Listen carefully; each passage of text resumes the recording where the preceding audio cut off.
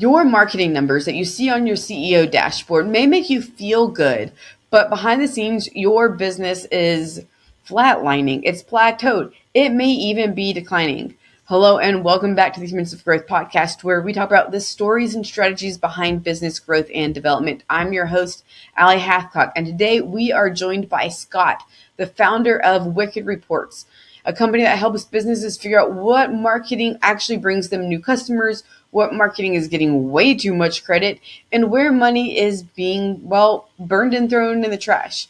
In this episode, Scott and I break down why so many businesses are looking at the wrong metrics, especially when it comes to your ads.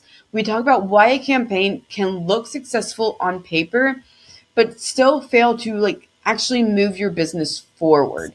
Why cheap customers are definitely not good customers sometimes, and why selling the easy product first can sometimes hurt long-term profit. So if you've ever been that person who looks at your dashboard for marketing, you think, hey, these are great numbers, but are we actually growing as a company? Then this episode is for you. So with that being said, Scott, welcome to the show. Thanks so much for having me, Allie. So Scott, I introduced a little of the professional side of you, but in a sentence or a story, who are you as a human? What is bringing you joy right now? What's bringing me joy? My family. I'm a husband, father of 3, live in Marblehead, Massachusetts. I absolutely love it. I'm really into pickleball and meditation. Okay. Doing both of those as much as I can. That's what's giving me joy right now. Nice. I love it. So pivoting gears a little bit into marketing, there has been a big conversation recently about marketing attribution, as omni-channel marketing is kind of the gold standard now. And you have something called the 5 Forces framework to figure out marketing attribution, what's working, what's not, where's money being wasted, and what do you do next? So that being said, can you give me a little bit of an overview of the 5 Forces framework? Sure. So the 5 Forces framework came about as a result of my job as the founder and CEO of Wicked Reports. We do multi-channel marketing attribution. And what I found is some brilliant marketing minds weren't always as brilliant with measurement strategy. And there's a lot to that. You don't have to know, all the ins and outs like we have to know, being in the field of the software of tracking all this stuff. But there were a lot of issues that, agency owners in particular would have with their brands they're representing, where they weren't aligned on how they're going to measure the results, or using in-platform return on ad spend as a guide was sabotaging the brand's efforts. And then the agency owner, who was then saying, okay, well, if I got to go by in-platform metrics, look at how good this Google brand search is doing and this meta retargeting is doing, which is the easy ones. And then the brand itself get upset because they aren't actually growing their business, and then fire the agency. And where it all could have where it all went awry is they using the wrong scoreboard. And so then things went awry. So that's the genesis of how I came about with the 5 Forces, is how can I give these people the framework so that you get the right scoreboard and it's giving you value and leading you to outcomes that are beneficial for the brand and the agency. Right, because I think a lot of times there's still the siloization of marketing and sales, where the marketing agency or your marketing department is happy with the KPIs and you're hitting all the metrics that you agreed upon, but is it resulting in the sales, the revenue growth that you're looking for? And it's hard. It's not easy by any stretch of the imagination. No. And a common one is that brands want net new customers. That's what they don't want to pay the agency to just re-cannibalize their own. Often. There may be strategies where that makes sense for LTV or getting repurchases, but that's great. But more often than not, a brand wants more new customers, and that's why they're hiring someone to go buy ads for them. And the trouble is that Meta's algorithm is optimized towards the fastest conversion. So that's generally retargeting or repeat purchases. And then Google is trying to get you to spend as much as possible because they're trying to push their brand first. And then with Amazon, there's runoff from the paid spend going to Amazon, and no one knows what's happening there. And Amazon says, oh, you got to pay for ads here too. And so people could be spending a lot of money in this recycling loop and then looking to see if it's doing well. And then the ad platforms are the people grading their own homework. So they're obviously giving themselves A pluses because that's how you spend more. A plus means I'm going to get more of your money. Okay, that's what I'm going to give myself. Yeah, 100%. And it's so like once you have a customer, a client, whether you're a product-based business, service-based business, it's easy to theoretically keep them, upsell them, keep on selling over and over and over. That's the easy part of marketing. That the KPIs on the growth side are easier. It's the net new where you really need the, okay, what the hell are we going to do and which channel are we going to spend on and how do we optimize this without cannibalizing everything that you have over here with your current customers and clients. Yeah, and exactly. And then data helps, like even the foundation. Historically, you want to look at if you have a repeat purchase product or a higher lifetime value, what initial product did new customers buy that led to the high lifetime value?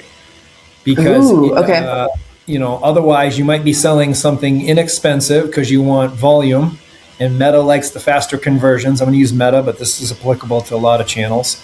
And really, those customers are cheap for whatever reason, and they don't rebuy a lot of stuff, whereas maybe your product twice priced at like $200, which we've seen, can lead to more lifetime value because maybe the product, all sorts of reasons behind the product. But that you want to start from offering the right product based on historically what product first purchase led to the outcome the brand wanted.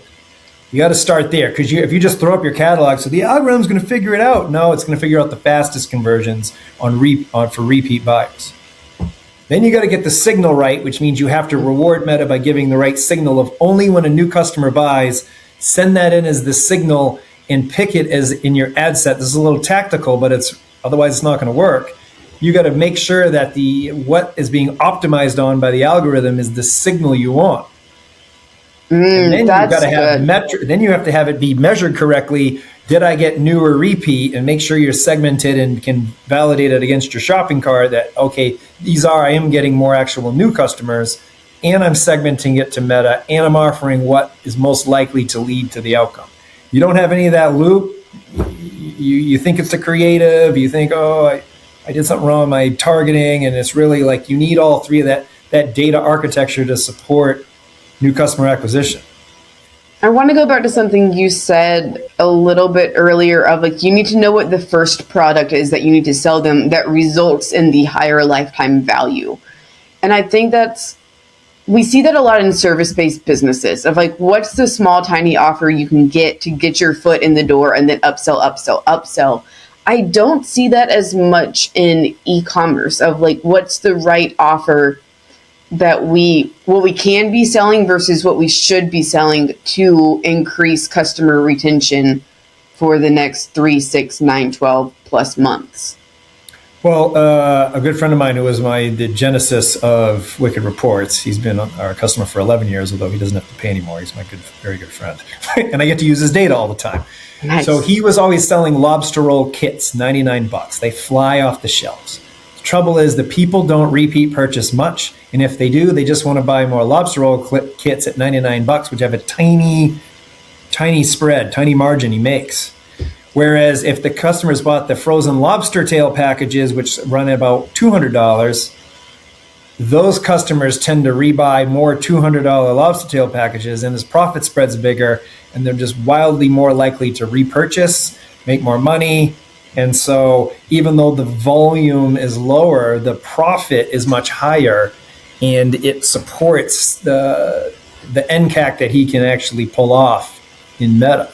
So now he no longer offers the lobster roll kits because the data is backed it emphatically that it just doesn't work, that product. And so any e-commerce store that could have, like 10 to 50 products, there's going to be some that work better. And then other companies have a really expensive product and they just need to make their profit on that first sale no matter what. And then, that's what they got to do. They got to work that angle. And that's interesting where like cost of client acquisition or customer acquisition comes in, is that by default, as a marketer, we want to optimize for the lowest cost per acquisition per customer possible. But does it result in the longer lifetime value? That's questionable. It's like, I would rather spend $200 for a client that's going to stay with me for 3 years than spend half of that for a client who's going to only stay with me for a year. particularly in a recurring product. A recurring product, you should go for the loss the first time, as long as you have good enough retention rate. We had a supplement brand that scaled to over $100 million doing that. When our tracking showed that their Facebook ROAS was a 0.4, they would spend as much as humanly possible, because they knew then with the recur, which we could then track as well, they'd be at 1.1 the next month, and then 2.3, and their retention was enough that they were actually making 3 to 5 times their money, as long as they could make 40 cents on the dollar. That's an advanced use case, but it works for anyone that knows that they can get the retention, can get the repeat purchases. Yeah, I think it makes you go back as a business owner and rethink how you're looking at your KPIs. So when you have all these different campaigns going at once, one of the 5 forces you have is the intention behind the campaign. Where do businesses usually get the intention wrong when it comes to launching a campaign, growth initiatives, and then KPIs? So the intention's critical, because that's like the primary reason you're launching it, and that tells us so much about how we should measure if you're going to win or not. It would be like in a sports game, and you say, 50 points is my goal. Well, are you offense or defense? Is that a high score or a low score? You need more context to create the scoreboard to know. That's not enough to know. And so with intention, like, what goes wrong is people will say, I want new customer acquisition. I want new customers. But then they'll go in and use the scoreboard of inside of Meta, which is not a new customer acquisition scoreboard. It's I'm grading my own homework, and if there's any way possible to take credit for the sales that are happening, I'm going to. Say it's email, SMS, direct, all they're trying to take credit for. Now, Meta's a wonderful platform, and actually it's ironic. They're terrible at keeping score in 2 ways. They way overweight their bottom of the funnel, and they underweight the more important top of the funnel, where they're very valuable. So if you have an ad that goes to a cold traffic audience for whatever it is you're selling, and then you kick in your retargeting, and then your emails, your SMS, your abandoned cart, everything's going to take credit for the sale once it finally comes in. And really, the awareness, which is the toughest part for them to even understand you exist, doesn't get credit in their platform, at least not enough. And so that's why we focus on that. And as it relates to 5 forces, and you measure a certain way with a certain length of time based on, with new customer acquisition, a minimum default would be 30 days. And based on your price point, we look at your historical orders to determine the perfect time frame. But in absence of any data, you want a month, because even any quick turnaround e-commerce is usually a 2-week journey. And then so you really need double the journey. So like there's 2 rounds of journeys to then see, hey, am I actually making money or not? And so that intention determines the North Star KPI, and it determines how long we're going to play the game for. Hey guys, real quick, this episode is sponsored by Parison Network. Parison Network is a matchmaking service that connects businesses to marketing agencies that will actually get you results. There's over 50,000 agencies in the United States alone, and picking the right one can feel, pretty impossible. Parison Network simplifies the entire process by doing all of the vetting for you. From the initial agency search to interviewing and vetting the top marketing agencies to getting proposals and helping you with the discovery call, Parison Network does it all. This way, you end up partnering with a marketing agency that actually delivers outcomes, not empty promises. If you're ready to stop wasting money on marketing that just doesn't work, visit ParisonNetwork.com and get your free agency search started today. That's ParisonNetwork.com, PERISSON network.com. So the score, how we're going to keep score, how long we're going to play, which is pretty hard to win a game if you don't know those 2 things. Yeah, and that's what's interesting is that you often see when you're looking at like the Facebook level analytics, you look in platform, it's easy to say this isn't working, we're just going to shut it off. How do you kind of validate, okay, this is working, this is not within those 30 days, and then beyond the 30 days of like, how do you judge what's working, what's not when you're looking at those metrics? And you're really trying to optimize for lifetime customer value, but you also need to not be hemorrhaging ad dollars. So first you take a multi-channel approach is what we do. So we're looking at all the different marketing you're doing. So we're not trying to keep score of a basketball game and just watching one player on your team and not looking at the other 4 players. All the other 4 people are like, thank you. I'm playing with like 8-year-olds that are getting blown by the court, and I'm playing with, one good player. Like, why? Yeah. Oh, we're probably winning. No, you're just looking at the one good player. The rest of the team is like, sitting on the bench. You're 1 on 5. Like, that's what you're doing when you're just looking at one scoreboard. So that's one thing. And then the other thing is you tie it to results. You don't just say, hey, how many did you score? And the person in like the Facebook player says, oh, I scored 100 points. You go in and you actually look at the stat sheet. Who actually scored the points? Oh, Facebook actually scored 60 points. And then Google had 20 and Pinterest had 20. So we tie the results back to sales and back to clicks and transparently show the journey. Now, we don't really want our customers digging into those thousands of journeys, but they're all there initially to verify. But as a simple, to get over that trust cliff, you look at just the previous day, and you look at how many sales Meta said, how many sales you had, how many attentive SMS said, how many Shopify says, how many your Klaviyo is claiming credit for, or, whatever your platform is. Yeah. You add them up and they're more. And the attribution platform shouldn't say more. Should hopefully say the accurate number. And then that's how you begin to realize things. Because then if you're looking at your top of funnel campaigns, they're not going to show many, if any, sales if you have a lot of retargeting, nor should they. Yep. They're just getting the ball rolling. But then in the attribution platform, they should, because you've stitched that back. So it's through keeping an eye on all the players and keeping an eye on all the stats. And then the attribution model is then applying different ways of scoring the results based on what you're trying to do. Because if you're just trying to grow revenue, you just look at revenue. Yep. You're doing efficient ad spend, but you're a big brand and you don't care if it's new or repeat. Some people don't. And it's return on ad spend. But a lot of brands, particularly like 5 million to 50 million e-com, is kind of our sweet spot. We got other brands for sure and all kinds of unique business models, but they want new customers. With multi-channel and going back to attribution, do you optimism? I'm sitting here thinking, I have all these channels, all of them have brand awareness considerations, sale, bottom of funnel campaigns. How do you figure out optimizing between first click attribution when they brand awareness and we should keep these going on this platform versus the final click attribution and kind of balancing the two? It's a good question. So basically each campaign would have a different intention.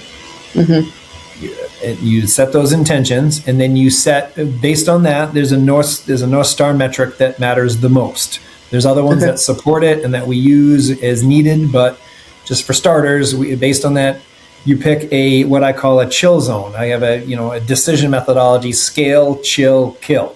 Very simple. Scale means spend more. Chill means chill out and do your 80,000 other things on your to-do list. You can keep spending the same amount without going broke. And then kill means, doesn't necessarily mean you got to kill it right away. It means it's in the kill zone if it doesn't improve. And then you can go diagnose it in a variety of ways. So you set up the scoreboard ahead of time of when it's in a certain range, my North Star metric, I'm going to be able to leave it alone. And I'm going to measure it this long. But by setting different intentions, you're running different measurement models on each campaign, which can be tough to do on your own. That's what makes AI. AI is, and everyone's, AI is going to solve every problem. It doesn't, but it does make this one a lot better. Because what we do is we run the different measurement models, not with AI, but with just human ingenuity.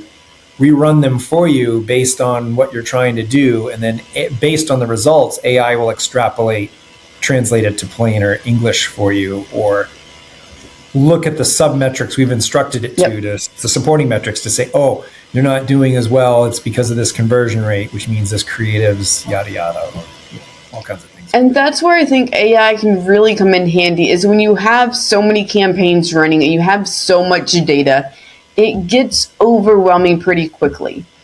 And I think that's the untapped potential of AI when it comes to running ads of, hey, let me give it all the data, let me plug in my APIs into AI, into whether it's the ad tech or the AI plus the ad tech, and let it figure out why this isn't working. Because view data in a way that we can't, because it's driven by a deeper level of pattern recognition than what humans necessarily have.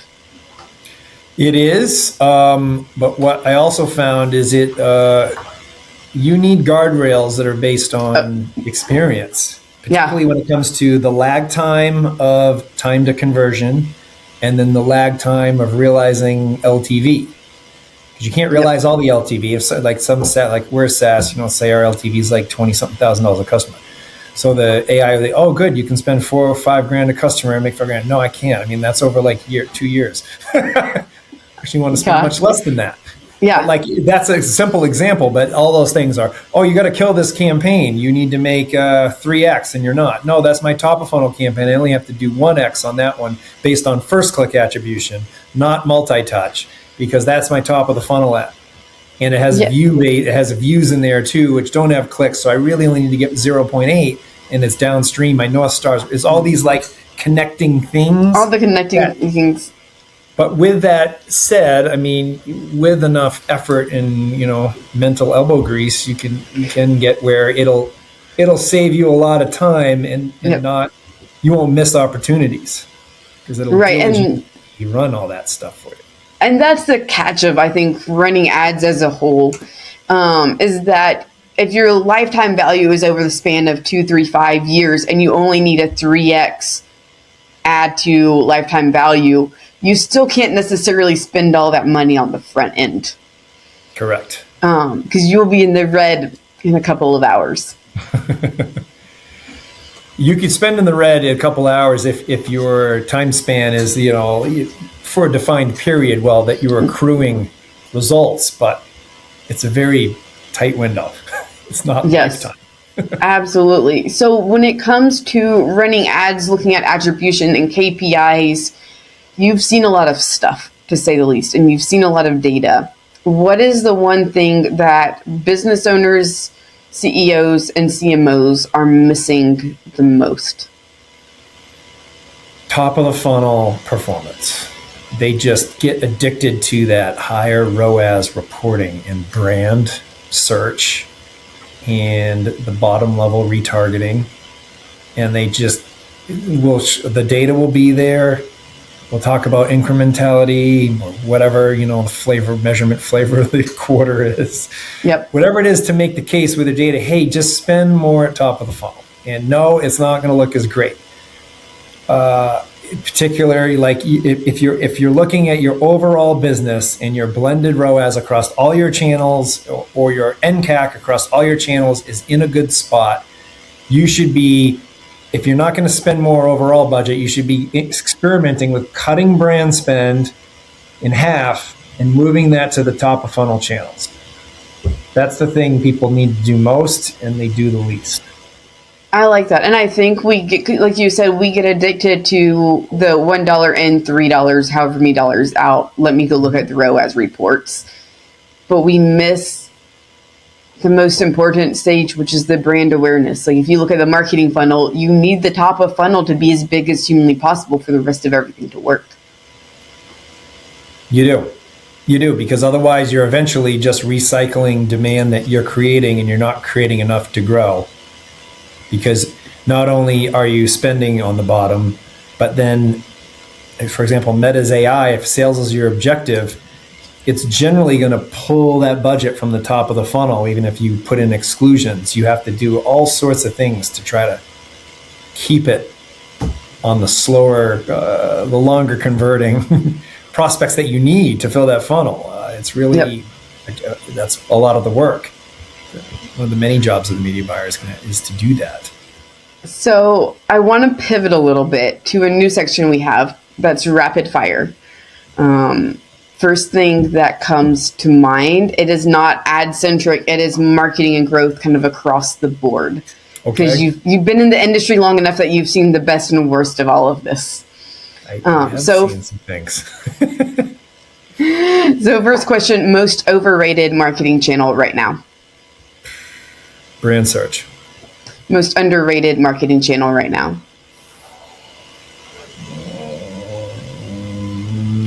Meta, top of the funnel. If you had 20K. Maybe influencer. Maybe influencer is overrated, but it's actually valuable. Okay. Okay. Yeah. Yeah. Just yes. If you had 20K to grow a business right now, where would you spend it? What type of business? Whatever type. Better. Let's flip questions. If you had to start a non-marketing business tomorrow, what would it be? If I had to start a non-marketing business, I would do MRR reporting. Okay. That is technically still marketing, but okay, I'll go with it's so SaaS. close. It was SaaS. Okay, you go with that. Everybody, that's a very marketing bro answer. I love it. Okay, you build a SaaS. If you had 20K to grow that SaaS business today, how would you spend it? LinkedIn pain point posts. Okay, and then what's the best marketing campaign you've ever seen? There's a couple good ones. Jeez. I mean, that supplement company that was doing the 0.4 scaling to 100 million, that's probably the best I've seen. Okay. Another fun one was a guy who would send emails on his birthday with discounts, and it was the most ridiculous idea, and it did 10x any other email. Nice. Okay. I love, so now a birthday discount for all the employees on their behalf. Yeah. Okay. You can't wear out that idea too much is the caveat, or people just wait for the sale to come. I like it. So Scott, thank you so much for coming on the show today. If people want to connect with you further, you have a way for them to go deeper with the 5 forces that you talk about when it comes to marketing attribution. Can you give me kind of the spiel on that a little bit? Yes. I have a course at 5forces.com, either the number or the word 5 spelt out. And so that's the best place to get info on the course. There's a whole, page that goes into detail, and then there's a go at your own pace course with certification. I'm also on LinkedIn. You can find me. Wicked Reports Scott. We usually track me down. I got a long last name. You can type that into. You don't have to put the last name. You just put Scott Wicked Reports and you come up. Yeah, I was hoping. There's not another one I don't know of. Oh my God, Scott. And, that's where you can find me. Awesome. Well, thank you so much for coming on the show today. And for everyone tuning in today, thank you for joining, and we will catch you on the next episode of Humans of Growth. Thanks, Allie.